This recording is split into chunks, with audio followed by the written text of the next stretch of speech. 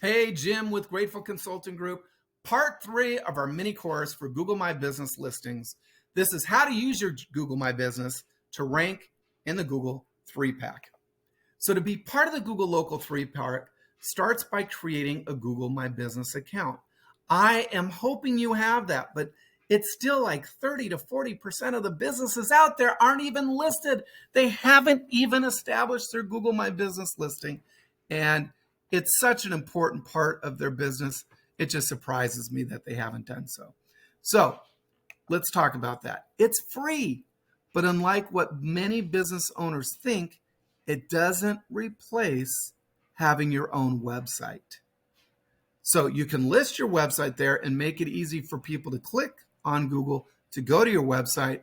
But Google does have a free website, but it doesn't really help with your search engine optimization. Although I would say you probably should do it. One of the tricks of the trade is create the Google website that's free, but then use a secondary one. Again, you want to fill everything out for Google My Business. Without a business website, your chances of ranking in the Google 3-pack are honestly small to nil. You have to have a Google profile, and you have to have a website that has on-page and off-page search engine optimization to be in the Google 3-pack. So if you don't have a website yet, you can use the Google My Business website, the free one, but I'm telling you, it really doesn't do much for search engine optimization. To be in the 3-pack, you need to have a really high-quality website that people can use, that looks beautiful, but more importantly, has built-in search engine optimization. The setup is free for your Google profile, and it's quite straightforward. You just got to fill out everything it asks you for. But the great advantage here is that most of the information you have included on your Google My Business website is automatically added to your listing. So if you have a website and you connect it, Google will actually search into your website and pick up some key factors. For those of you who like content writing, there's one more feature to benefit from, and that's Google Posts. So Google has posts for most businesses, and you can post things to it, whether it's upcoming events, different sale items or offers going on. And Google wants you to do that. Activity is so important for Google. I know that for our businesses, we have to constantly be doing things in their Google profile every month, actually weekly, sometimes even daily, to get them to rank high and stay high. And Google Posts is one of the things you can do. Just like with Facebook, you can post, whether it's content, whether it's talking about questions or some sort of interaction, or talking about a product that you serve, whether you're a restaurant or whatever. Using Google Posts is very important. You can write a short post to communicate with your customers, and these will be instantly added to your Google website if you use that. Apart from text, you can also post images, event stories, GIFs, and videos. But a custom-made website is still the best option, 100% for most businesses. So as owners, you could have more control over the content as well as the look and feel of the website. I don't know if you've seen those Google websites, but they look pretty cheap. They're okay. They just don't look nice. You could tell the difference. It's very obvious. So a Google My Business listing complements a business website by providing the most important information to Google users in the most convenient way.